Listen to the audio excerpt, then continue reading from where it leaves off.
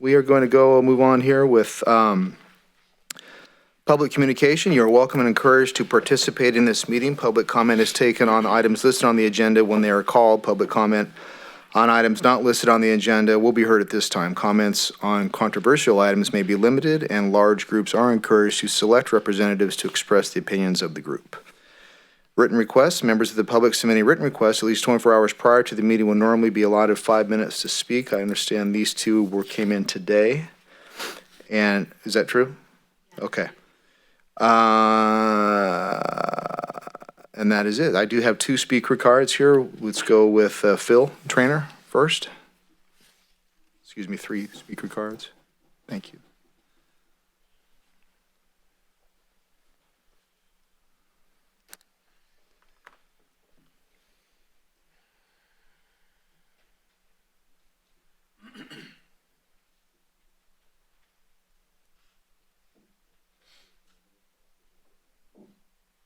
My iPad.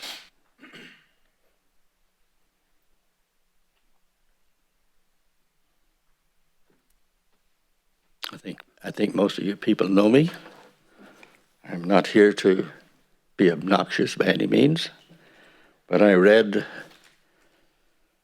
at the YouTube.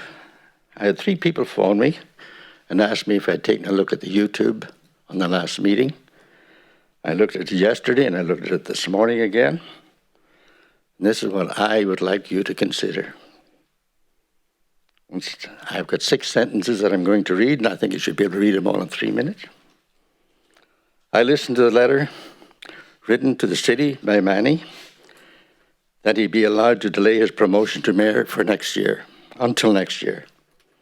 He says his request is personal.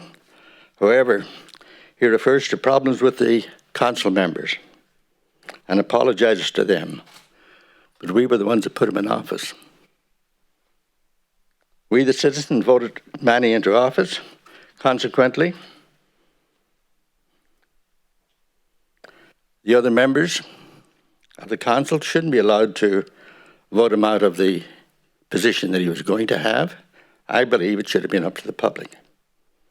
I'm not here to make people whatever you want to say about it, but I believe that the public, I think that Manny should either explain what happened, or did he lock horns with somebody and couldn't make his way out of it. But I would like to see him stay on. I would like to have seen him win as mayor. But whatever you do, I am one of the very few people that probably get up and gripe about this type of thing. And I do not want people to be phoning me and saying, Phil, what do you think? Because I don't think anything anymore. But I'm one of those idiots that get up and speak my mind. So Manny, you got my feelings. I think you should stay in office. Thank you. 3 minutes. I've got 1 minute left. Well, that's good. Anyway, as I say, I think that the public should be allowed to decide who the next mayor will be. You got a hell of a job to do. Thank you. Thank you very much, Phil. And I see Elaine coming on up.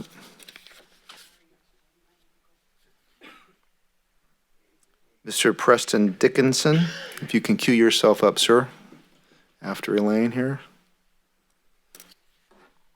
Okay, first thing I'm going to say is I agree with what he said. But that brings me to another issue. One of you on that board probably remembers it because that was back when you were employed.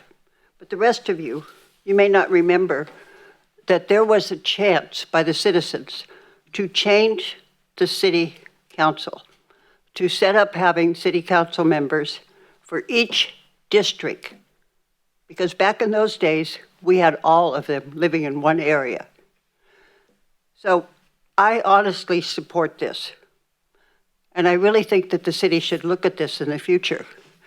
In fact, the Chico Enterprise Record published a huge article about they're going to sue them if they don't set it up this way. So maybe you need to look at it in the future and look at dividing things up so that we know that we are actually represented. I know I'm represented because I live in the area that a lot of you do. But I really think it needs to change. And in most cities, way down in Stockton even, the mayor is elected separately. So maybe we need to really look at this. And I'll give you the article because I don't think any of you have read it, but I'll give it to her and she can share it. Thank you. All right, thank you, Elaine. Mr. Dickinson.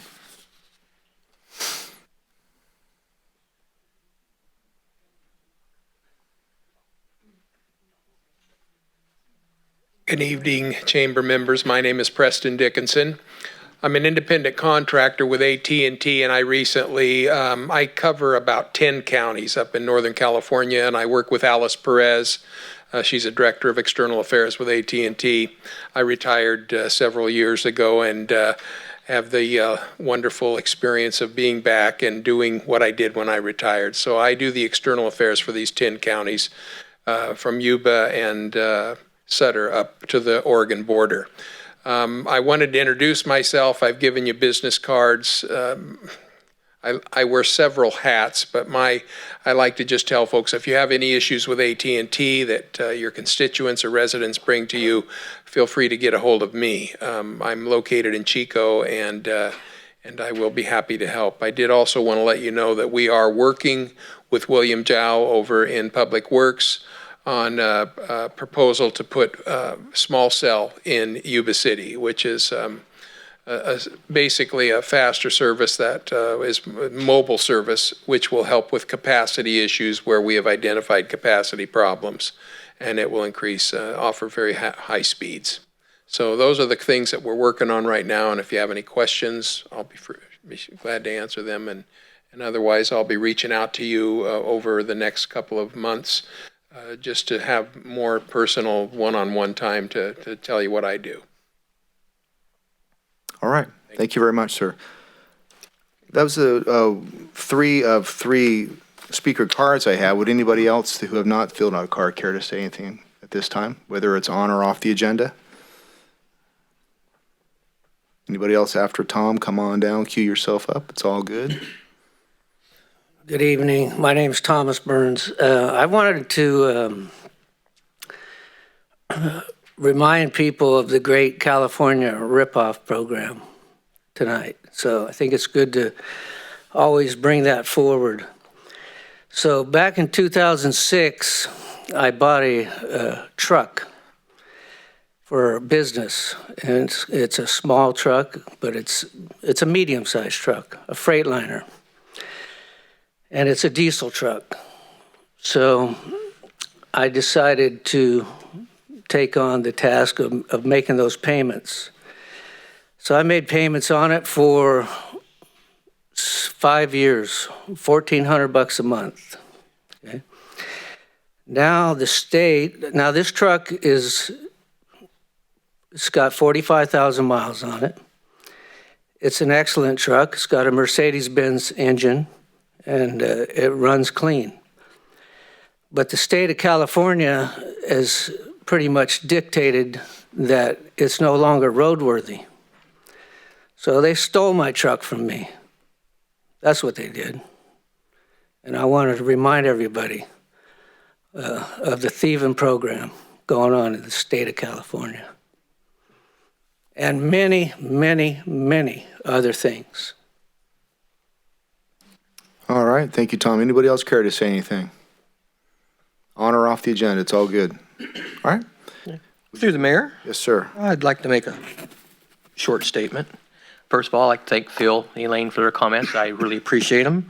For all the other folks out there in TV land, I understand your concerns. This is a personal for me, but I will tell you I haven't done anything criminal or immoral. I don't have any fatal disease or anything like that.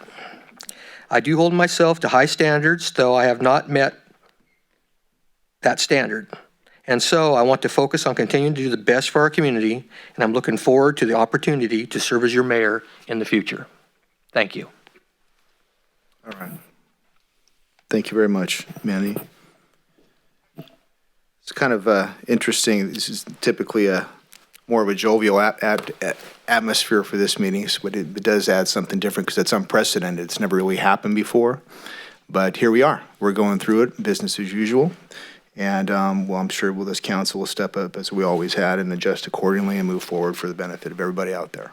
So thank you very much for your comments.